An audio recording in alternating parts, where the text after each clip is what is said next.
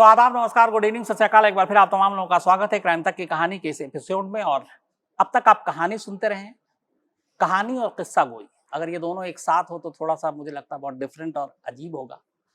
और आज एक खास हमारे साथ मेहमान, आप लोगों के लिए एक सरप्राइज। यूट्यूब पे आपने लगातार 260 के करीब हो चुके हैं किस्सा गोई। हम जैसे लोग कहानी सुनाएं, क्राइम की कहानी सुनाएं तो बहुत सच्चाई और ईमानदारी से बताऊं तो एक तरह से वो होता है कि जो हम किसी और के जरिए पता करते हैं, सुनते हैं, अपने सोर्सेज से लेते हैं जानकारी, फिर आप तक पहुंचाते हैं। लेकिन अगर एक आईपीएस जिसने एक 34 साल तक पुलिस सेवा में गुजारी, एक से एक केसेस देखे, एक से एक केसेस हैंडल किए, तमाम खतरों जोखिम को उठाया, और फिर वो अगर किस्सा गोई करते हैं तो फिर बात बनती भी है और सुनने का मन भी करता है। तो हमारे साथ आईपीएस, अभी इन्होंने बस 30 जून को ही रिटायर हुए, राजेश कुमार पांडे जी मौजूद हैं। बहुत बहुत स्वागत, और दिल से वाकई स्वागत, इसलिए कि मैं चाहता था कि आप एक दिन साथ बैठें और आपसे मैं किस्सा गोई करूं। थैंक यू, बहुत बहुत धन्यवाद, बहुत शुक्रिया शम्स भाई। आप बहुत ज़माने से न्यूज़ चैनल्स में या अखबार की दुनिया में, खबर नवीसों में आपने सिर्फ एक चीज़ पकड़ के रखी, वो भी क्राइम और पुलिस वाले का चोली दामन का साथ है, आप जानते हैं। तो हम क्राइम के साथ साथ उस आदमी पे भी हमेशा, किसी भी पुलिस अफसर की, प्रोफेशनल पुलिस अफसर की, उस आदमी पे भी नज़र होती है जो क्राइम के बारे में जानता है, सुनाता है, बताता है और लोगों को उसके बारे में अवेयर करता है। तो बहुत ज़माना हुआ, बहुत साल पहले जब दिल्ली में आपका ऑफिस हुआ करता था, तो मैं किसी के साथ आपसे मिलता था और देखता तो बहुत ज़माने से हूँ।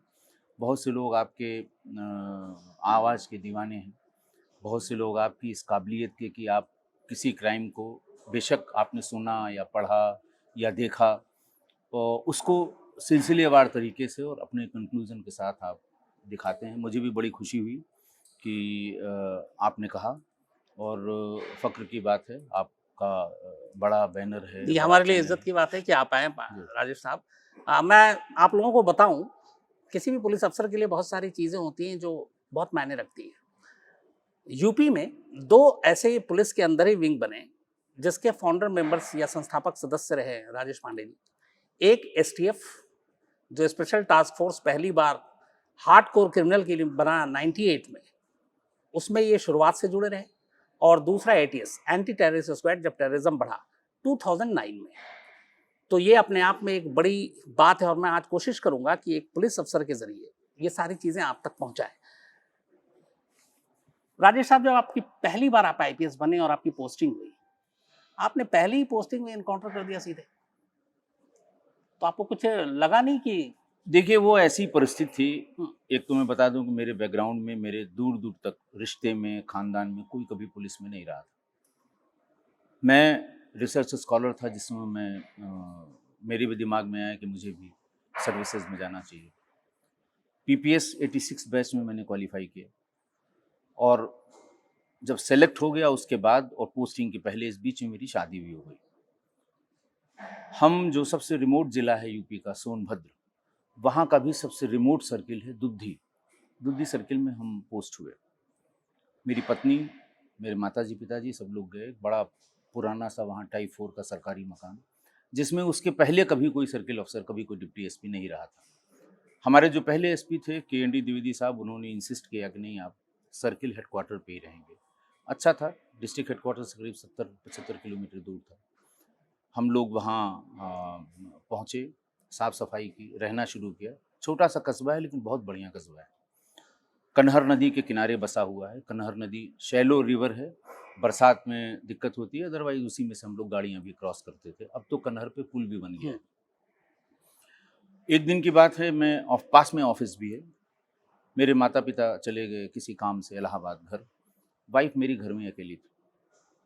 बाहर कुछ औरतें, 15-20-25 के आसपास औरतें होंगी, वहाँ घूंघट निकालने का भी चलन है। कुछ छोटी छोटी बच्चियों को लेके मेरे ऑफिस के, मेरे घर के बाहर आई। जो सिपाही वहाँ रहता है उसने कहा, सब कुछ लोग आए हुए हैं साहब से मिलने, और साहब चूंकि हैं नहीं, तो उनका ये कहना है कि सिर्फ महिलाएं हैं, आपसे मिलना चाहती हैं। वाइफ मेरी नई नई थी, मैं उनका शौहर, पुलिस में राजपत्रित अधिकारी, डिप्टी एसपी, पहली पोस्टिंग। उनका भी थोड़ा सा ये लगता था कि अरे वाह वाह, हमसे भी मिलने आए हैं, वो तपाक से नहीं मिलने। वहाँ महिलाओं ने छोटी छोटी बच्चियों को आगे किया। उन्होंने कहा साहब ये देखिए ये 12 साल की है, ये 14 साल की है। और कोई दिन नहीं बचता जिस दिन बच्चियों के साथ रेप ना होता। वो एकदम डर गई और उनकी समझ में नहीं आया कि इनको मैं क्या कहूँ। फिर एक एक करके उन महिलाओं ने घूंघट भी अपने हटाए, रोने लगी, बच्चियाँ रोने लगी। तो वो सिर्फ ये कह के भीतर चली गई कि अभी साहब आ रहे होंगे, आप लोग रुकिए, मैं उनसे आपकी बात करा दूँगी। भीतर गई, दरवाज़ा उन्होंने भीतर से कमरे का बंद कर लिया। कोई आधे घंटे बाद मैं भी पहुंचा। दूर से देखा मैंने कि हाँ वहाँ कुछ औरतें बैठी हैं, लेकिन गांव का बिल्कुल गांव है, देहात है वो। तो मैंने समझा कोई आया होगा। मैं घर के भीतर गया, आवाज़ लगाई। श्रीमती जी ने बंद कर रखा था, सिटकिनी बंद कर रखी थी। उनको आवाज़ लगाई, निकली, रोने लगी। बोले यहाँ से चलो, ये तो बड़ी खतरनाक जगह है। मैंने कहा क्या हुआ? उन्होंने कहा कुछ औरतें आई हैं, आप उनसे सुन लीजिए। मेरे साथ वो भी आई, औरतें आई, और उन्होंने बताया कि साहब ऐसे ऐसे है। और मैंने कहा कौन है वो? उनका साहब जो यहाँ के सिटिंग विधायक हैं, उनका भाई है। अब मुझे काटू तो खून नहीं कि विधायक का, सिटिंग विधायक का भाई है, कस्बे में ही महिलाओं के साथ प्रतिदिन। उनका कहना था साहब कोई दिन नहीं बचता और कोई यहाँ शाम को 6 बजे लोग ताला, वो शराब पी के आता है, जो दिखाई पड़ जाता है उसको खींच लेता है। आप समझ सकते हैं उस समय नई नई सर्विस में मैंने क्या फील किया होगा। ना मुझे आगे का पता, न पीछे का पता, लेकिन गुस्सा एक सामान्य आदमी के तौर पे भी बहुत गुस्सा आया, बहुत गुस्सा आया। इंस्पेक्टर थे हमारे, लालता प्रसाद पांडे उनका नाम था। पहले पहले लोग ज़्यादा याद रहते हैं, बाद के लोग शायद कम, उतने याद नहीं होंगे। तो उनको बुलाया। उन्होंने कहा साहब 7-8 दिन बाद इलेक्शन है, जाने दीजिए, कहाँ चक्कर में पड़ेंगे। विधायक का भाई है, शिकायतें उसकी मिलती हैं, शराब पीने के बाद वो इस तरह की हरकतें करता है। अब इसको इलेक्शन के बाद देखा जाएगा। अरे मैंने कहा भाई आप ऐसी बात कर रहे हैं, ये महिलाएं आई थी यहाँ पर, और सब कस्बे की हैं। वहाँ पे दरअसल एक क्रिश्चियन कॉलोनी है, एक बड़ा सा चर्च है, क्रिश्चियन कॉलोनी है। और जब कभी वहाँ पर विंडम कलेक्टर हुआ करते थे, बताते हैं मिर्ज़ापुर में वो 17-18 साल कलेक्टर रहे। तो उन्होंने वो बस्ती बसाई थी, चर्च बसाया था। वो कन्वर्टेड क्रिश्चियंस वहाँ रहा करते थे। ये बच्चियाँ और ये औरतें सब वहीं उसी क्रिश्चियन कॉलोनी से। मैंने उनसे कहा आप आइए मेरे साथ, मैं चल के फिर से बात करूँगा। मैं उस कॉलोनी में गया। कॉलोनी बिल्कुल पूरी तरह से शाम हो गई थी, बंद थी, एक भी व्यक्ति बाहर नहीं था। उन्होंने खैर खुलवाया, धीरे धीरे करके सबको बुलाया। उन्होंने अपनी दास्तान बताई कि साहब अब जीना हराम हो गया, हम लोग यहाँ से छोड़ के चले जाएंगे। फिर उसकी क्रिमिनल हिस्ट्री देखी गई, 12-13 मुकदमे उस पर कायम थे पहले से। मैंने अपने ड्राइवर, अब्दुल्ला मेरा ड्राइवर था, वो भी नया पहली बार ड्राइविंग कोर्स करके मेरे साथ ही लगा दिया गया। उसने भी सुना, वो उस समय बातचीत के दौरान मौजूद था। फिर हम लोगों ने पीछा करना शुरू किया और एक दिन अच्छा लूट भी कर लेता था वो शराब पीने के बाद, और किसी को भी मार देना। विधायक का भाई था, कोई कौन बोलता उससे। तो एक दिन फिर वो बस में एक लूट हुई, पैसों के लिए किसी को मारने गया था और जिसका भी जो कुछ मिला उसने छीन लिया। और हम लोग वहाँ कन्हर नदी को पार करके, जैसे ही वायरलेस से सूचना मिली हम लोग गए वहाँ। वहाँ चौकी, अब तो थाना हो गया है, चौकी विंडम थी जो बिल्कुल बिहार के बॉर्डर पे थी। वहाँ एक रामाश्री यादव या सम यादव करके सब इंस्पेक्टर थे। मैंने पूछा भाई इधर, बोले साहब लूट हुई है और कौन थाने में हुई है, कौन की फोर्स आई है। तो मैंने कहा कुछ लोग भागे हैं यहाँ, ऐसा बता रहे हैं। बोले साहब हम भी तैयार हो रहे हैं आपके साथ। खैर ढूंढते ढूंढते वो मिला और जैसे ही देख के, वहाँ गांव के लोग भी थे, पहचाना कि साहब यही है। और जैसे आदत होती है, उसने देखा पुलिस है, छूटते ही उसने कट्टे से गोली चला दी। और फिर उसके बाद जो होना था वही हुआ। उसके 4 दिन बाद ही वोटिंग थी विधानसभा की, और वो विधायक जी सिटिंग विधायक थे और फिर लड़ रहे थे। गोली लग गई उसे, अस्पताल ले जाया गया, ब्रॉड डेड हुआ, तमाशा हुआ, विधायक जी आए, कैसे हुआ क्या हुआ। खैर डीएम एसपी भी आए, डीएम साहब ने तो शाबाशी दी, कप्तान साहब थोड़ा नाराज़ हुए। अलग बुला के गेस्ट हाउस में पीडब्ल्यूडी के मुझे काफ़ी भला बुरा कहा कि 4 दिन की नौकरी हो गई, बताना चाहिए था, ये होना चाहिए था, वो होना, आते ही मारने लगे, इस तरह की बातें। ये तुमसे अपेक्षा नहीं थी, तुम, इलेक्शन है, कौन झेलेगा, कौन ये तमाशा कौन झेलेगा, किससे कहा जाएगा, इस तरह की बातें उन्होंने। खैर उनका जो उनका कंसर्न था वो बिल्कुल जेन्युइन था। कोई भी डिस्ट्रिक्ट मजिस्ट्रेट, एसएसपी जब 3 दिन बाद इलेक्शन होना हो तो वो यही करेगा, यही कहेगा जो उन्होंने कहा था। मेरे लिए पहला एक्सपीरियंस था। खैर उन्होंने भी बुला के विधायक जी को जो कुछ भी समझाया हो, वो कुछ बोले नहीं। वोटिंग हुई, विधानसभा का गठन हुआ और वो फिर विधायक हो गए। तो उस विधायक ने आपसे कभी कुछ कहा? नहीं, कभी नहीं कहा उसने। ईमानदारी की बात तो है। इस उसके एनकाउंटर बाद को मैं लेकर आपके सीनियर अफसरों ने कभी कोई फिर आपको सजा दी या आपको ना, कहीं इधर-उधर भेज ना, दिया? ना, नहीं। उस दिन उनका कंसर्न था कि भाई 3 दिन बाद हमारे यहाँ वोटिंग होनी है और दुद्धी विधानसभा है। यही सिटिंग विधायक है, 2 बार का विधायक हो, फिर लड़ रहा है। मेरे लिए तुमने समस्या खड़ी कर दी, ये उनका कहना था। जब कोई समस्या नहीं हुई, इलेक्शन पीसफुली खत्म हो गया, वो फिर से इलेक्ट हो गया, तो फिर सजा देने का कोई मतलब सर नहीं राजेश था। जी, पहली पोस्टिंग, पहली बार आपने वर्दी पहनी और वहाँ पहुँचते हैं और एक एनकाउंटर होता है और एक बंदा मारा जाता है, ठीक है, क्रिमिनल सब कुछ। एक पर्सनल जानना चाहता हूँ सोच, पुलिस अफसर और वर्दी के पीछे आप भी एक इंसान हैं। बिल्कुल तो इंसान। आपको उसके बाद आपको कभी लगा कि यार ये मैंने क्या किया? या मेरे हाथों एक आदमी मर गया? देखिए, हम जब भी उसके बारे में सोचते थे, हाँ, मुझे उन छोटी-छोटी 9 साल की, 10 साल की जी। और 12 साल की उन लड़कियों की आज भी मेरे कान में उनकी आवाज़ गूंजती है। मैं ही नहीं, मेरी पत्नी भी कभी-कभी जब याद करती है तो सिहर जाती है। कोई कैसे 8 साल की बच्ची के साथ बलात्कार कर सकता है? जवान आदमी 28-30 साल का कैसे बलात्कार कर सकता है? सड़क चलते खींच के और सड़क के किनारे बलात्कार कर दे और कस्बा कुछ ना बोले। आपने जैसे कहा कि इंस्पेक्टर ने भी कहा कि अभी जाने दीजिए, चुनाव है, और वो ज़माने से कर रहा था। हर बच्चियों पे हर दिन नज़र रखता था। तो पुलिस को जानकारी दी और पुलिस तब तक कुछ कर नहीं रही थी। कुछ नहीं कर रही थी। भाई वो पुराना आदमी था, कम से कम उसकी भी 25 साल की नौकरी हो चुकी होगी। वो पुलिस की ऊँच-नीच को मैं तो कुछ नहीं जानता था। कुल हाँ, जमा पूँजी फील्ड पोस्टिंग की पहली पोस्टिंग के 6 महीने हुए थे मुझे। ऐसी अंधेर नगरी जो हिंदी फ़िल्मों में हम लोग देखते हैं, एक जी, दूर-दराज में गाँव है, एक दबंग नेता है, उसका भाई गुंडे जैसा है। तो पूरी कहानी लगभग वैसी ही थी। जी, आज के ज़माने में चूँकि आपके ने उसके बाद बहुत सारे ऐसी चीज़ें हुई, जो अब एनकाउंटर होता है। अभी मैं लेटेस्ट ही आपको बात करता हूँ बिकरू कांड का, विकास दुबे। ऐसे हर एनकाउंटर पे अब ज़्यादा सवाल उठता है। उस ज़माने में एनकाउंटर बहुत कम होता था जब आपने ज़िक्र जी। कर रहे हैं। लेकिन अब एक एनकाउंटर शायद एक फैशन भी हो गया।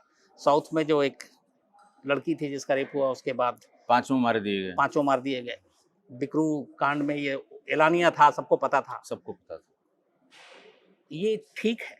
क्या इस तरह से सज़ा दी जानी देखिए चाहिए? ये मैं बिल्कुल इसका पक्षधर नहीं हूँ। पहले के और आज की परिस्थितियों में अंतर है।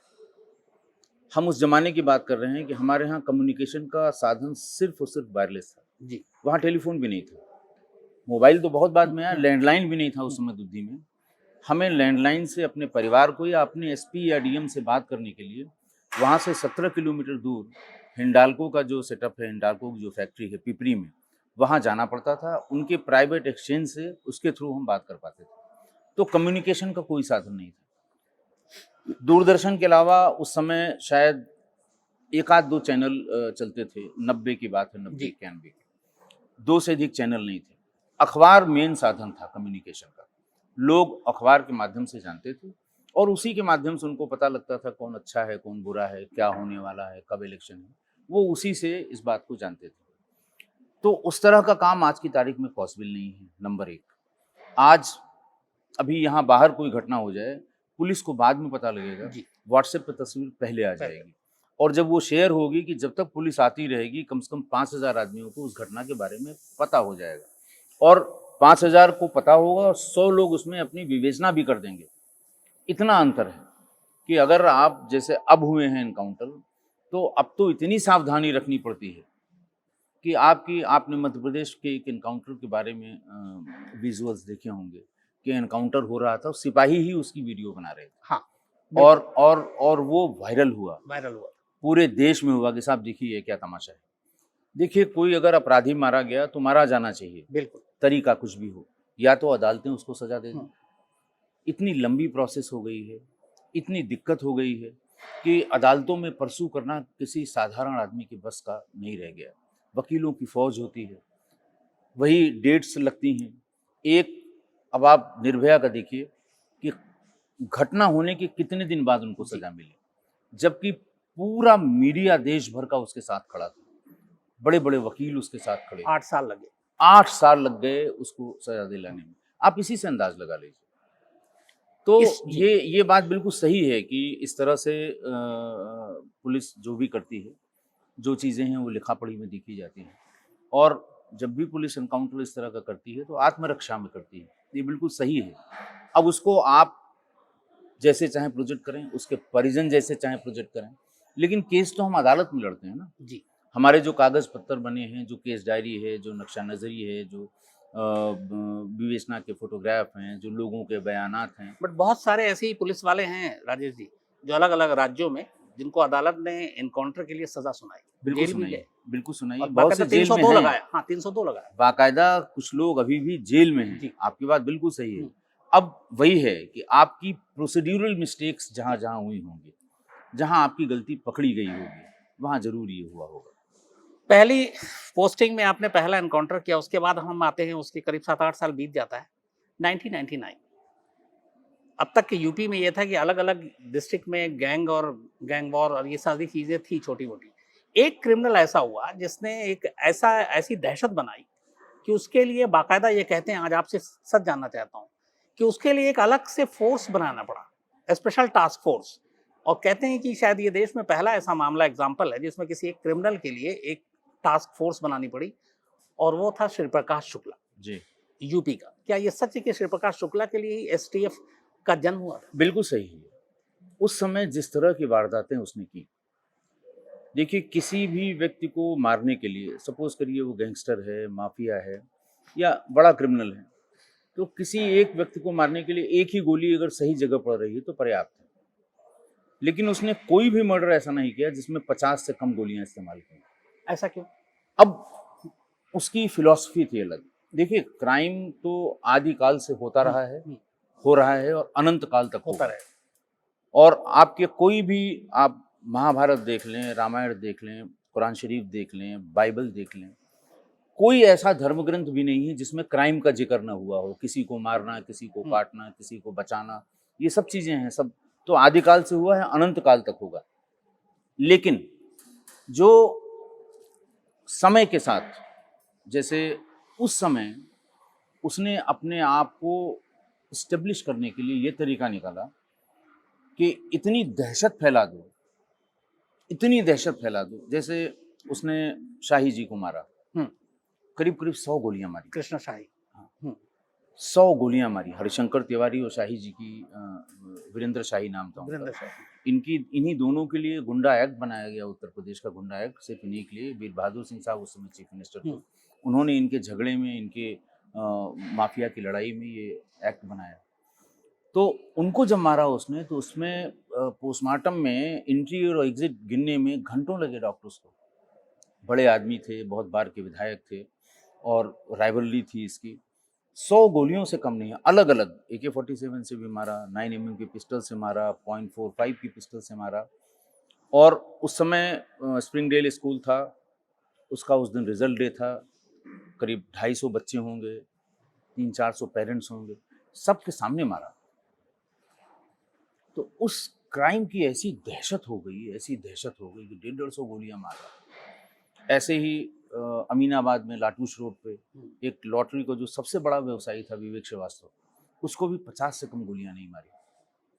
ऐसे ही दिलीप होटल में विधानसभा चल रही थी और वहां से 150 कदम की दूरी पर ये है, एक कमरे में घुस के उसने 200 राउंड फायर किए। इतने फायर किए कि छोटे से कमरे के प्लास्टर में जहां वो गोली जाती थी, तो उसका जो मटेरियल था, जो उसमें प्लास्टर का जो मटेरियल हुँ, है, वो हवा में इतना हो गया कि वहाँ आदमी एक दूसरे को देख नहीं सकते थे और घंटों उस डस्ट को सेटल डाउन होने में लगा। तो उसने एक अपना साइकिक टाइप का था वो, उसने एक बना रखा था कि दहशत फैलाओ, फिर हमारे सिवा कोई और उसके तमाम पॉलिटिकल एम्बिशन भी थे। उस ज़माने में उसने जिस तरह से राजधानी में बड़े-बड़े क्राइम किए, बहुत बड़े-बड़े, मैंने सिलसिलेवार इसका ज़िक्र किया है, हुँ, लगभग हर क्राइम का ज़िक्र जी, किया है। ये जो पहला एनकाउंटर आप बता रहे हैं, मैंने उसको भी पहले हुँ, एपिसोड में बताया जी, है वहीं से मैंने लिया। कि और बिल्कुल ईमानदारी से बताया है, कोई उसमें, और आज तक किसी ने उसके फैक्ट्स को, साल भर हो गया उसको अपलोड किए हुए, किसी फैक्ट को किसी ने चैलेंज नहीं किया है। ओपन प्लेटफ़ॉर्म है, एवरीवन कैन से। वो जो शिव प्रकाश का दौर था, वो उत्तर प्रदेश पुलिस के लिए सबसे खराब दौर था उस समय। और बात यहाँ तक बकौल अजय राज शर्मा साहब, उनके भी क्लिपिंग्स बहुत ढेर सारी मौजूद हैं और उन्होंने लिखा भी है अपनी वो बुक में। एसटीएफ के पहले चीफ थे। हाँ, पहले चीफ थे। अपनी बुक में लिखा भी है उन्होंने कि मुख्यमंत्री जी ने बुलाया, परेशान थे, वो यहाँ से हटा दिए गए थे, सीतापुर में पीटीसी में पोस्ट किए थे, उनसे कहा कि आप कल ही आके ज्वाइन करिए एज ए डीजीएलओ, और उसने हमको मारने की सुपारी ले ली है, ऐसा मैंने कल्याण सिंह जब थे चीफ मिनिस्टर जी, उनको मारने की उन्होंने सुपारी कहा दी कि, थी। तो आप सोच लीजिए कि मुख्यमंत्री की सुपारी। एक बदमाश का जहन किस कदर कहाँ तक सोच रहा है कि वो मुख्यमंत्री को मारने की सोच रहा है। ये तो बहुत ही मतलब ये तो हद है, हाइट है। वो मुख्यमंत्री, झलझले वाला मुख्यमंत्री, उसके आसपास कम से कम 100 लोग, सबसे अच्छी किस्म की जो बंदूकें होती हैं वो लेके चलते हैं, उसकी भी सुपारी ले रहा है। तो ये बिल्कुल सही है कि उस एक आदमी को न्यूट्रलाइज करने के लिए, उस एक आदमी के क्राइम को कम कराने के लिए, या उस आदमी को कानून के गिरफ्त में लाने के लिए ये यूनिट उस समय बना। जब ये एसटीएफ बना 1999 में, इसके बाद कितना वक्त लगा और कितना समझने में श्री प्रकाश शुक्ला कौन, उसकी मानसिकता क्या, क्राइम कैसे करता है, और आखिर में श्री प्रकाश शुक्ला का अंत कैसे हुआ, क्योंकि आप इसके संस्थापक शुरू से जुड़े रहे। शुरू से भी जुड़े रहे और इसमें भी रहे, और इस एनकाउंटर में भी मैं रहा मौके पर। आप मौके वारदात पे था मैं। आपने भी गोली चलाई? मैंने गोली चलाई उसमें, मेरी गोली हिट भी हुई, हमारे साथियों ने भी गोली चलाई। ये तो पूरी अरुण कुमार साहब थे हमारे साथ, वो भी, उन्होंने भी उसकी घेराबंदी में, जैसे हम तो जूनियर अफसर थे, वो बहुत सीनियर थे, लेकिन मौके पे उन्होंने भी पूरी घेराबंदी की। देखिए, एसटीएफ का गठन सिर्फ 6 महीने के लिए किया गया था। ठीक, ऐसा नहीं था कि 6 महीने का टारगेट था कि 6 महीने में से 6 महीने में इसे करना है। ठीक, एक व्यक्ति के लिए बनाई गई, 6 महीने के लिए बनाई गई। उससे रिलेटेड और क्राइम, जैसे आर्म्स की स्मगलिंग और जो इसकी है फेक करेंसी नोट्स की स्मगलिंग, ये भी जो उससे रिलेटेड क्राइम है, उनका भी काम हमें दिया गया, लेकिन दिया 6 ही महीने गया जी। हम लोग पहले से काम कर रहे थे, यानी दिलीप होटल का काम जो हुआ था वो पहले से हुआ था। कुणाल की किडनैपिंग, कुणाल रस्तोगी के फादर की हत्या कर दी किडनैपिंग के चक्कर में, उसको किडनैप करके ले गया। कुणाल रस्तोगी के फादर के रस्तोगी सोलोमन एंड सोलोमन दवा की सबसे बड़ी कंपनी उत्तर प्रदेश की थी, ब्रिटिश पीरियड से थी, उसके मालिक थे। उससे बड़ा हाहाकार हुआ उनको, जो हमारे उस समय के प्रिंसिपल सेक्रेटरी होम थे शाह साहब, गिरिराज शाह साहब, वो अच्छी तरह उनके फैमिली मित्र थे, तो उन्होंने भी देखा ये तो बिल्कुल सिर पे सवार होता जा रहा है। तो काम हम लोग करीब करीब साल भर पहले से कर रहे थे, और जब हद हो गई, जब कुणाल की किडनैपिंग हुई और उसके बाद वो अमेरिका गए थे, लौट के आए, तब ये यूनिट बनाई गई। हमें 6 महीने का वक्त दिया गया, उसके पहले ही हम लोगों ने ये काम कर लिया। यही नहीं, मुन्ना बजरंगी के साथ मुठभेड़ हुई, कलकत्ता में बबलू श्रीवास्तव की टीम के साथ, ये सब 6 महीने के भीतर हुआ। जब हमारा सक्सेस रेट बहुत हाई हो गया, इसे फिर 6 महीने के लिए बढ़ाया गया जी। फिर 6 महीने के लिए बढ़ाया गया। फिर गवर्नमेंट ने कहा भाई यूनिट हमारी बहुत अच्छी तैयार हो गई, ऑर्गेनाइज क्राइम की इसने कमर तोड़ दी है, फिर उसे एक बाय एन गवर्नमेंट ऑर्डर उसे परमानेंट किया गया। श्री प्रकाश शुक्ला की कब, आखिरी अगर मैं बात करूं, आप लोगों को कब सबसे बड़ी कामयाबी मिली, जिसके लिए इस पूरे एसटीएफ का जन्म हुआ था, कि वो कहाँ है, कैसे, फिर आप कितने लोग पहुंचे? देखिए, 23 सितंबर 98 की बात जी। हम ट्रेल कर रहे थे, जान पे हथेली पे जान रख के ट्रेल कर रहे थे, और हम बाई रोड ट्रेल कर रहे थे उसको, क्योंकि जैसे ही ट्रेन में कोई चलता था खबर हो जाती थी। उसका जो इंफॉर्मेशन निकालने का तरीका था, जिसको वो कहता था कुंडली निकालना, किसी की भी कुंडली, हमारी भी निकाली उसने, दूसरे की भी निकाली, अपने टारगेट की भी निकाली। साधारण से लड़के, उनको 2000 रुपए दे दीजिए, उनके गाड़ी के पेपर सही हैं, कोई असलाह नहीं रखते हैं, आपका पीछा कर लेंगे वो। आप ऑफिस से कब निकले, घर कब पहुंचे, आपके पीछे मोटरसाइकिल चल रहे हैं। अगर पुलिस ने रोका भी तो उनके पास कुछ नहीं है, गाड़ी के पेपर सब सही हैं, खुद उनके पास कोई वेपन नहीं है, और शाम को बता देंगे कि भाई ये 8:30 बजे निकले हैं, काले रंग की शर्ट और नीले रंग की जीन्स पहने हुए थे, खुद गाड़ी चला रहे थे, बगल में जो आदमी बैठा था वो सफ़ेद शर्ट पहने हुए था, इस तरह से। और फिर जब ये घंटी दबाई उन्होंने, तो उनकी मेड सर्वेंट आई या उनका एक नौकर निकला, वो नहीं निकले, तो ये बात वो आपको रिपीट करेगा रात में 10 बजे। तो और ये कहेगा कि मैं पीछे पीछे था, मैं चाहता तो तुझे गोली मार देता। तो आदमी साइकोलॉजिकली डर जाता है कि यार इतनी माइन्यूट चीजें तो अगर ये होगा तभी बता सकता है, दूसरा कोई नहीं बता सकता। तो इस तरह से वो उसने अपने सिस्टम को डेवलप कर रखा था। हम उसी सिस्टम में घुसे, पूरी टीम उसी सिस्टम में घुसी। पहले पहले सर्विलांस शुरू हुआ, मोबाइल फ़ोन थोड़े दिन पहले आया था। सर्विलांस की टेक्निक हम लोगों ने सीखी। मैं थोड़ा साइंस के बैकग्राउंड का था, तो इसलिए मुझे थोड़ी आसानी हुई। उस ज़माने में मैं अकेला तनहा CDR के एनालिसिस करता था, CDR निकलवा के ले आता था। कंप्यूटर पे एनालिसिस नहीं होती थी, मैनुअल एनालिसिस होती थी, क्योंकि उस समय कंप्यूटर का भी उतना चलन नहीं हुआ था। एक्सेल शीट पे जो आज की तारीख में हम जल्दी निकाल लेते हैं, वो उस ज़माने में नहीं था। तो हम उसको परसू कर रहे थे। फिर धीरे धीरे जब STF बन गई तो इनपुट हमें ज़्यादा मिलने लगे। सब जगह के इनपुट कि भाई एक काम के लिए एक यूनिट बनी हुई है, जिसके पास जो इनपुट हो वो अजय राज शर्मा साहब को दे या अरुण कुमार साहब को दे, वो इनपुट मिलने लगे हम लोगों को। और हम लोग बाई रोड ही पीछा करने लगे, और दिल्ली तक भी हम लोग बाई रोड आए, क्योंकि वहाँ एक होटेलियर को इसने धमकाया था, और हम ट्रेल कर रहे थे कि वो कहाँ से फ़ोन किया गया। उसके पहले आनंद पांडे ने एक लधानीज की किडनैपिंग की थी। सबसे बड़े बॉटलिंग प्लांट के मालिक थे, लड़का कनाडा से कहीं से MBA करके आया था, बहुत पैसा लिया था उसमें। तो हम ट्रेल कर रहे थे। धीरे धीरे हमें कुछ स्पेसिफिक इन्फॉर्मेशन मिली कि फलां तारीख को एयरपोर्ट से जाएगा। हम एयरपोर्ट पहुंच गए उस तारीख के पहले। बड़ी कोशिश की हम वहीं से इसको टेकअप कर लें, लेकिन समहाउ दिल्ली पुलिस उस समय उसने हेल्प नहीं की हम लोगों की, जो करनी चाहिए। खैर, जब हम लोग फिर उसने फ़ोन करके धमकाना शुरू किया आरिफ होटल वालों को, तो फिर उन्होंने उनका फ़ोन हम लोगों ने सुना, उसी की आवाज़ थी। इतने फ़ोन सुन चुके थे कि हमें दिक्कत नहीं हो रही थी। ग्रेटर कैलाश 2 से वो फ़ोन किया गया था। हम लोग आज़ाद मंडी के पास एक छोटे से होटल में, मैं, अरुण कुमार साहब, अविनाश मिश्रा, सब लोग हम लोग एक साथ रुके हुए थे, ये देखने के लिए कि चलो जहाँ से फ़ोन किया है PCO वाले से पूछ लें शक्ल सूरत कैसी है।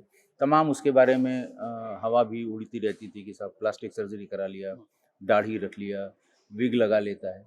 तो सिर्फ ये जानने के लिए कि इसको देख लेते हैं। उसको 2 दिन बाद एक फ़्लाइट से जाना था, हम वहीं इंटरसेप्ट करेंगे। वहाँ गए, ये पता लगा 2 मिनट पहले निकला है। हम लोगों के अंदर और थोड़ा-सा ये हुआ कि निकला है तो आस-ही-पास होगा। पीछा करने लगे, हम लोगों को ट्रेल मिलता रहा। फिर वो गाज़ियाबाद में इंदिरापुरम के पास हम लोगों ने, सब लोगों ने उसको घेर लिया, और फिर जो हुआ वो बाकी सब वो सभी अकेला लोग था? जानते। नहीं, 3 लोग थे। 3 लोग। तीनों लोग मारे गए। सुधीर, आनंद और शिवप्रकाश, तीनों थे, पूरा गैंग था और तीनों को मारा गया। मरने से पहले कुछ बातचीत हो पाई थी? हाँ, ज़रूर, जितना जब तक सांस थी तो वो बातचीत उसने की। गोली लगने के तो फ़ौरन बाद तो आदमी मर नहीं जाता है। हाँ। तो जो बातचीत संभव थी उस समय, क्या थी वो थी बातचीत? याद बातचीत हो? कुछ घटनाओं के बारे में हम लोगों ने उससे जानकारी करनी चाहिए थी, लेकिन बहुत देर तक सस्टेन नहीं कर पाया वो। 4-5 मिनट बाद ही दम तोड़ दिया उसने। ये अपने दुश्मनों को 50, 100, 200 गोलियां मारता 200 था। गोलियां मारता था। तो जब ये एनकाउंटर हुआ श्रीप्रकाश शुक्ला को, कितनी गोलियां लगी थी? उसको हमारे ख्याल से 7-8, 6-7 गोलियां ही लगी। 6-7। हाँ, 6-7। ये 3 लोग थे, असलहे थे, अच्छे असलहे थे उनके पास। लेकिन उस समय तो बिल्कुल, क्योंकि वो किसी को छोड़ता नहीं था। कोई ऐसा बड़ा आदमी उस समय नहीं था जिसको फ़ोन करके धमकाया ना हो उसने। पुलिस वालों को भी धमकाया? हाँ, बिल्कुल धमकाता था। मुझे भी फ़ोन किया था उसने। अच्छा। हाँ, तो बिल्कुल फ़ोन आपको किया क्या था। धमकी दी उसने? वही कि तुम बहुत तेज़ी पकड़ रहे हो, तुम बहुत उड़ रहे हो, जो खिलौना लेके पीछे तुम्हारे बैठते हैं। कमांडोज़ हमारे साथ चलते थे AK-47 लेके, और वो कुछ नहीं कर पाएँगे, मैंने उसको मारा हो। ये सब जो क्रिमिनल करता है। मैंने कहा, भाई सरेंडर कर दो। बोले सरेंडर नहीं करूँगा मैं। तो मैंने कहा, फिर तो गोली चलेगी, आमने-सामने चलेगी। तो अब देखो, तो वो एक बात हमेशा कहता था कि जिसकी गोली पहले चलेगी वही सिकंदर है। तुम पहले चला लोगे तो हम मारे जाएँगे, अगर हम पहले चलाएँगे तुम सब मारे जाओगे। ये बात उसने फ़ोन पे कही थी, वो रिकॉर्डेड भी थी। उस समय हम लोग बहुत ही अजीब टाइप का रिकॉर्डर, क्योंकि मोबाइल फ़ोन में उस समय रिकॉर्डिंग की कोई फैसिलिटी नहीं थी। एक सॉफ्टवेयर रिकॉर्डिंग का आता था, लेकिन वो टूँ-टूँ करता था, सामने वाले जान जाता था, बीप आती थी कि ये रिकॉर्ड कर रहा है। तो हम लोग, अच्छा लैंडलाइन ज़्यादा थे, तो लैंडलाइन में ही एक पैरेलल जोड़ के, और छोटे से उसमें टेप रिकॉर्डर में छोटे वाले कैसेट से उससे रिकॉर्ड किया करते थे हम लोग। राजेश जी, STF बना जिस मकसद के लिए, वो मकसद कामयाब हो गया। श्रीप्रकाश शुक्ला मारा गया, लेकिन उसके बाद भी ऑर्गेनाइज क्राइम के लिए काम करता रहा STF। फिर 2009 में ATS, अब टेररिज्म की बात कर रहे हैं, ATS बना, एंटी टेररिस्ट स्क्वाड। टेररिस्ट से आपका पाला पड़ा? बहुत पाला पड़ा। 2005 में जब अयोध्या पे अटैक हुआ जी। उस समय STF थी, ATS नहीं बनी थी। हम्म, हम लोग टेररिज्म ही देख रहे थे STF में। हम्म, मैं, शाहब रशीद खान, AK गुप्ता साहब, सब लोग हम लोग मौके पे पहुंचे और हम अयोध्या 1.5 घंटे में पहुंच गए थे। वहाँ नज़ारा देखा, वहाँ मंजर देखा और हम लोगों ने उसको वर्कआउट किया कि ये कब चले, कहाँ से चले, पाकिस्तान का हैंडलर इनको कहाँ ले आया, दिल्ली में वो कहाँ कहाँ रुके और जहाँ जहाँ रुके उन सारे लोगों को लाया गया और जिसने मदद की उनको अब लोअर कोर्ट से सज़ा भी हो गई है, मुकदमे में वो लोग चले। तो और उसके बाद आपको ध्यान हो दशाश्वमेध में घटना हुई, हाँ। बनारस में ब्लास्ट हाँ। हुआ, डिस्ट्रिक्ट कोर्ट्स में, यानी 2005 से लेकर 2008 तक जी उत्तर प्रदेश में बहुत ढेर सारी घटनाएं हुई टेररिज्म की जी और एसटीएफ ही उसको देखती थी, ऑर्गेनाइज क्राइम और टेरर दोनों काम एसटीएफ। तो ऐसा लगा कि साहब दोनों काम एक साथ नहीं हो सकता, इसके लिए स्पेशलाइज्ड यूनिट का बनना ज़रूरी है। इसलिए 2009 में एटीएस बनाई गई और उसके बाद बहुत बार 2-4 हुए हम लोग टेररिस्ट से और बहुत बड़ी बड़ी गिरफ्तारियां एटीएस ने उस ज़माने में। सबरवाल साहब हमारे उस समय एसपी भी थे, फिर डीआईजी हुए, फिर आईजी हुए, फिर वहीं से एडीजी हुए, जो आजकल मेरठ में एडीजी हैं। और बहुत से माइलस्टोन यूपी एटीएस ने उस ज़माने में किए और उसके बाद फिर धीरे धीरे टेररिज्म को यूपी से हम लोगों ने ऑलमोस्ट ख़त्म कर दिया। एसटीएफ एटीएस आपने बहुत सारे चुनाव भी देखे, कवर भी कराए। आपने जो शुरुआत की, जैसे आपका पहला एनकाउंटर था उसमें एक एमएलए के सीधे भाई से ही पाला पड़ गया। यूपी बिहार इन सब जगह में एक चीज़ बड़े बदनाम है, वो ये कि यहाँ पे नेताओं का बड़ा पुलिस के ऊपर प्रेशर होता है, खासतौर पर जो एमएलए हों, एमपी हों, और ऐसे बहुत सारे हैं जो हिंदी फिल्मों में भी हम लोग देखते हैं, वहीं से कहानी उठती है कि उनका भाई नेता है। तो ऐसे में पुलिसिंग करना कितना चुनौती होता है आप लोगों के लिए? देखिए, पुलिसिंग जैसे बाकी नौकरियां हैं, सब में चुनौतियां हैं, पुलिसिंग में भी चुनौती है। आपके पास भी तो फोन आते होंगे नेताओं के, बिल्कुल आते हैं। ये देखिए क्रिमिनल हमारा है, तो छोड़ दो इसको, पकड़ लो। बिल्कुल सही है, इतनी लंबी सर्विस में हमेशा हम जिस जिस जिले में रहे, बड़े बड़े जिलों में मैं एसएसपी रहा, लखनऊ में एसएसपी रहा, राजधानी में। आप सोच सकते हैं कि किसने किसने फ़ोन किया होगा उस समय। मैं मेरठ में एसएसपी रहा, मैं अलीगढ़ में एसएसपी रहा। फ़ोन आते हैं, लेकिन अगर आप जेन्युइन हैं और आपका ट्रैक रिकॉर्ड भी जेन्युइन है कि आप सही को सही मानेंगे और गलत को गलत मानेंगे, तो नेता बहुत दबाव नहीं दे सकता। यूपी पुलिस में बहुत ढेर सारे ऐसे अधिकारी हैं जो बहुत सक्सेसफुल रहे हैं अपने करियर में और जिनके बारे में सब जानते हैं कि उन्होंने कभी पॉलिटिकल प्रेशर के आगे सरेंडर नहीं किए। दसियों नाम है, 20 नाम है, उनका कोई कुछ नहीं बिगाड़ पाया। बहुत हुआ होगा एक जगह से ट्रांसफ़र दूसरी जगह किया गया होगा, दूसरी जगह से तीसरी जगह किया होगा। सकम वही करते हैं जिनमें अपनी कोई कमी होती है। अगर अपनी कोई कमी नहीं है तो कभी पॉलिटिकल प्रेशर के आगे सकम नहीं करेगा। असल में आज राजेश जी बड़े शॉर्ट उस पे नोटिस पे हम लोगों की बात हुई और मुलाकात हुई, इनको एक फंक्शन में भी जाना है। लेकिन जिस तरीके से शुरुआत की और आपको एक कहानी सुनाई पहले एनकाउंटर की, मेरा दावा है कि आप लोगों को लगा होगा कि एक आईपीएस एक पुलिस अफसर होते हुए भी जिस तरह से ये किस्सा गोई करते हैं, उन्होंने जो पूरी एकदम सुनाई, तो मुझे लगता है कि आप लोगों को यूट्यूब पर किस्सा गोई राजेश पांडे जी का बहुत ही एक अच्छी कोशिश और लगातार ये सुना रहे हैं और आपको झलक मिली होगी कि इन्होंने इतने सारे केसेस किए, श्री प्रकाश शुक्ला ही नहीं, बहुत सारे और भी, जिनकी आप डिटेल में अगर सुनना है तो आप किस्सा गोई यूट्यूब पे है, ज़रूर सुनिए और अपनी राय भी दीजिए। और मेरी कोशिश होगी कि मैं और राजेश भाई बीच बीच में मिलें और आप तक ज़रूर ये सारी चीज़ें पहुँचाएँ।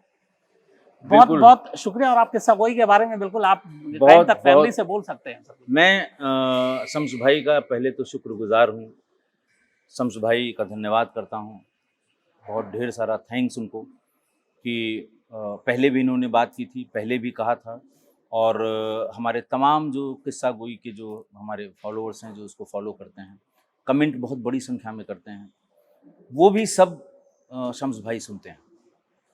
तो शम्स भाई ने इसकी अपील की थी कि आप लोग किस्सा गोई को देखें।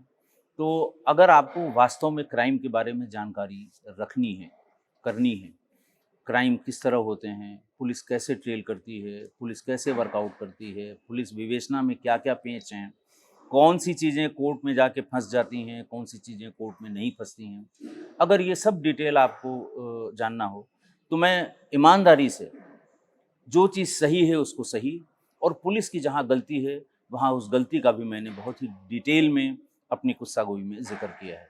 हमें पूरी उम्मीद है कि शम्स भाई जैसा कह रहे हैं बिल्कुल वैसा ही होगा अगर आप किस्सा गोई देखना शुरू करेंगे। शम्स भाई का बहुत बहुत धन्यवाद, क्राइम तक का बहुत बहुत धन्यवाद। नहीं, Thank you. शुक्रिया। तो आप लोगों के लिए वाकई कमाल का है किस्सा कोई, तो जरूर सुनिएगा, अपनी राय भी दीजिएगा और बताते रहिएगा। थैंक यू अगेन सर, बहुत बहुत धन्यवाद, शुक्रिया दिल से आपका। थैंक यू शम्स भाई, थैंक यू क्राइम तक, थैंक यू आज तक।